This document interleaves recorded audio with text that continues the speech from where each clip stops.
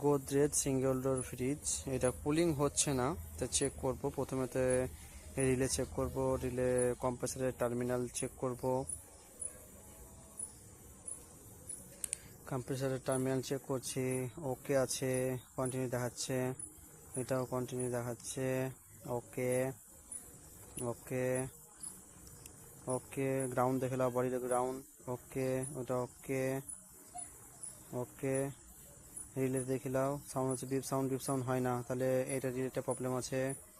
হয় না, ঠিক আছে, এটা রিলেটা প্রবলেম আছে। ওএলপি, আচ্ছা ওএলপিও বিপ সাউন্ড হচ্ছে, ওকে, নতুন লাগিয়ে দিলাম ওইটা, ওকে চলছে, চালু করে দিলাম, চলছে, হ্যাঁ 0.5, ঠিক আছে, চলতে দাও।